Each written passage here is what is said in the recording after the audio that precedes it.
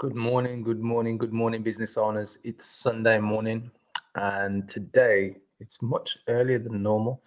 The time is currently about 6:42, so we're much earlier. And the reason for that is I'm currently in Poland with my family, visiting extended family.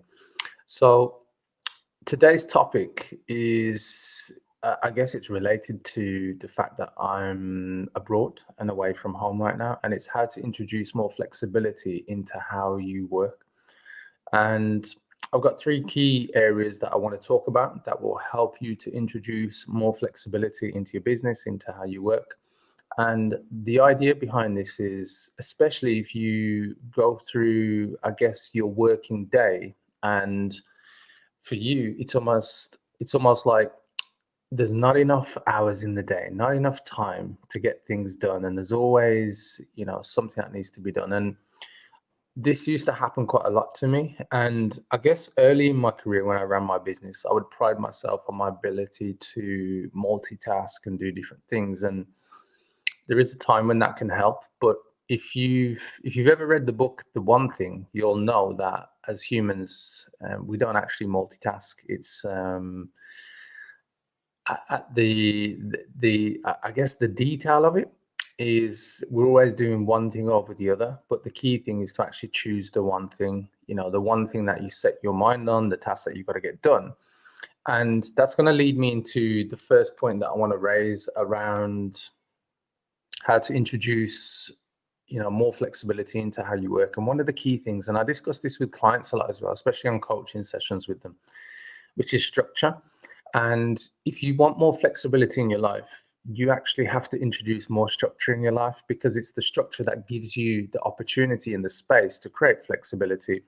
And it's when we have no structure that we find, I guess, things more difficult, less time.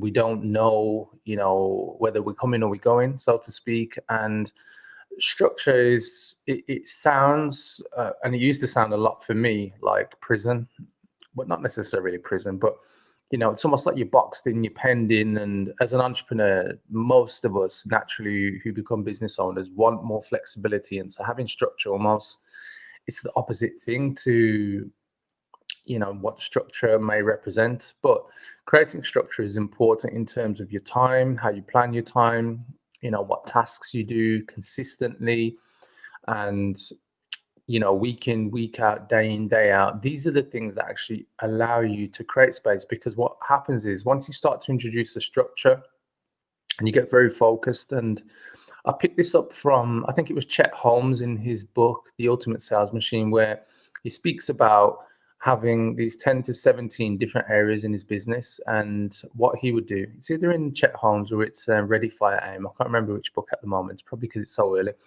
But in the books, they speak about looking at the 10 to 17 key areas in your business. And these can be things like sales, marketing. And if you need to break sales and marketing down into different, departments, then do that. I mean, I have in my business, because you might have things like paid advertising, organic marketing, that type of stuff. But you've got accounts, finances, operations, product development, all these different areas of your business. And if you want more consistency, then the structure you can use with all these different areas, you'll usually come up with about 10 to 17 key areas of your business, depending on how big your business is. The bigger your business, the more key areas you're going to have, because you've probably got more team and different things that you need to take care of. But the point I want to get to is schedule those key areas of business into your calendar every week for 1 hour. Yeah. And that way you create the consistency of getting those key things done, whether it's reporting, updates, implementation, all these different things. And this structure is what will help you to have almost like a default calendar every week where these things are consistently done. This allows you to get things done consistently, and they're almost like, predictable. And the flexibility you have is that because you're getting them done, a lot of the times we cherry pick or choose the things we really enjoy doing in business. But by having these things structured into your calendar every week, that allows you to make progress on everything that's necessary in your business as a key area. and you don't let things drop or let things slip. And that way you're making sure that you're moving things forward. So look at the 10 to 17 key areas that you need to have in your default calendar. So every week without fail, which is going to move me into step 2 of what I'm talking about. And I'm talking about a structure. But in order to have a default calendar, you need to have some weekly schedule. Now, I'll give you guys one free. You can see on the screen. If you go to leonstreet.com/weekly planner, you can download a weekly planner that I use myself, and you can either use it where you fill it in online, or you can print it off and fill it in. I used to print it off quite a lot, especially when my team was growing, and it would just help me to just really focus on what I was doing. Now, instead of using a printed off version, I use this version online, or I use Google Calendar. But the key here with a weekly schedule is to create the space for that structure. So it's all well and good knowing what things you've got to get done, and some people use like a task list and to-do lists, all those types of things. The key thing for me is create the structure by having this weekly planner. Now, the weekly planner is very simple. It's Monday to Sunday.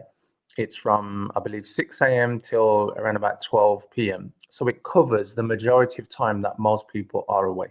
Yeah. I'm not saying everybody sleeps for 6 hours, but the weekly schedule just gives you the flexibility to put in the times that you wake up and you go to sleep, and then everything in between, including getting dressed, getting changed, doing your workout, doing yoga, meditation, whatever things you've got to do, looking after your kids, getting your kids ready in the morning. But having a weekly planner is what will help you to plan every aspect of your life. And the cool thing about this is every week we're given 168 hours. That's what your week is, 168 hours. So you can actually block out every hour for what is coming up for you in the coming week. And the advantage of having your 168 hours is that you can see where all of your free time is. And for anybody who says there's not enough hours in the day, once you start getting very structured, use your weekly planner and you look at all of your 168 hours every week, I guarantee most people will find at least an extra 20% of time to get things done. And in order to get things done, it requires discipline to follow that weekly planner, knowing that by following the weekly planner, following the fact that you're going to have more structure, is what will allow you to get that 20%, which is the flexibility that most people actually crave or desire. And so when you're running your business, don't be opposed to structure. I'm not saying you have to have structure in every task or the way that you approach tasks or different challenges that you have to solve. It's more about how you manage your time and your priorities. That's what a weekly planner is all about: time and priorities. And if you've ever come across any type of time management training, you'll know that it's not time management, it's priority management. And by having a weekly planner, that allows you to plan your priorities and therefore get more done, get things done, be consistent, and get the results that you're looking for, or to maintain the results you're already gaining. So that's step 2. Get the weekly planner. It's a free PDF. You just have to enter your name and email, and you can download that for free. And that will allow you to start structuring, planning in the things that you need to do.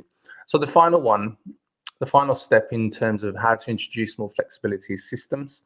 Now, depending on your business, how big you are, whether you've got freelancers, outsourcers, internal team, external suppliers or team, systems are the way that you use your structure and your weekly planning in order to leverage even more time out of your business.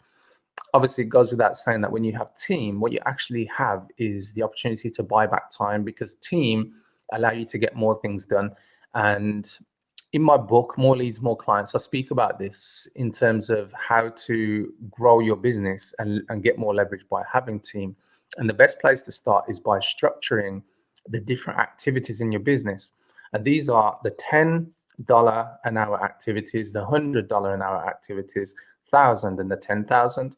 And you prioritize these activities or tasks or things that you've got in your business, because it allows you to focus in on what are the lower level thinking tasks, the $10 an hour or £10 an hour, €10 an hour.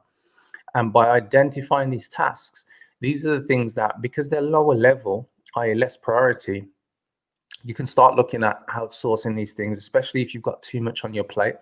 Because as an entrepreneur, your job is to be doing more of the $1,000 and $10,000 an hour tasks, because those are usually all related to business growth, innovation, and strategic thinking. So it's going to be things like closing sales, your strategy, executing on growth, executing on joint ventures, all those types of things. Whereas the $10 and the $100 an hour tasks are going to be more related to tasks that you could outsource if you put systems in place. So by identifying the tasks that drain your time, suck your time out, that would probably cost you $10 to $100 an hour, and you can outsource it. Those are the places that you buy back time. Whether you're getting your first virtual assistant, you're getting somebody who you outsource, different social media marketing tasks to. So you provide the strategy, they execute on the tactics type of thing. That's where you introduce systems. And by identifying those tasks that are the $10 an hour tasks, you can then put systems in place. And you may have heard of things like standard operating procedures. It's basically how you go from steps 1 to 10 or 1 to whatever to get a task done. And instead of having everything in your head, one of the easiest ways to create systems, and I have probably about 25 different systems in my business, and I'll tell you some of them in a moment. But I have these different systems that simply, take a person. So it allows me to outsource a task and take that person, somebody who's going to join my team, from step 1 to completion of whatever activities that I need done in my business. So an example would be use a Google document. I don't tend to use Word documents these days. The reason why I use Google Documents is easy to share online, and you can do collaborative updates to the document. And there you simply create a list. You create a list of here's where you start with an activity, right the way through to completing the activity. And the reason and the importance of having standard operating procedures and systems in place is when you outsource those tasks or you hire people, it creates a consistent result the way that you would like it, i.e. the standards that you want to create in your business, even when it's not you doing the task, it's somebody else. And if ever you're hiring, I've seen this quite a lot of times, people expect the person that you're hiring to know and do things exactly the way that you do them, or the way you expect them, because they say they're an expert as a VA, Facebook ads, social media marketing, whatever it is. But here's a word of warning. I've been outsourcing and hiring people abroad and internal team members for about 15 years. The one thing I can consistently say is no matter whether somebody's an expert, they'll never do things the way you want them to. So if you want them to do them at least to the level that you expect and go beyond it, create a system. And again, with systems, what you're actually buying back is time. Yeah, you're buying time, because that system will be used by one of your team members, and one of your team members will ultimately be doing a $10 or $100, perhaps even $1,000 an hour task that you can be freed up from to then do the more high level thinking on the $10,000 an hour task. If you have that in your business, which we all do, doesn't matter whether you're charging that yet or not, you'll have it in your businesses. So those are 3 areas to look at if you want to introduce more flexibility. First, structure. And the structure is identifying those key areas of your business. So you're looking at things like accounts. It could be marketing, and then you break marketing down into strategy, the different tactics that need to be rolled out, paid advertising, organic, email marketing, marketing funnels, automation, all these different things. You've got things like HR, so you're hiring, human resources, so how you hire, how you manage your team, project management. Other systems that I have are things like video editing for marketing, and so on and so forth. And you're going to have things like accounts, bookkeeping, all those different areas. So when it comes to your business, you'll be able to identify at least 10 key areas that every week need to be done. That's structure. Step 2 was weekly schedule. So download the weekly planner that you can see the link at the bottom of this screen. So go to leonstreet.com/weekly planner. And you'll be able to download a weekly plan and start planning your week. Yeah, remember, the structure and the plan is what allows you to have flexibility. It doesn't trap you and it doesn't close you in.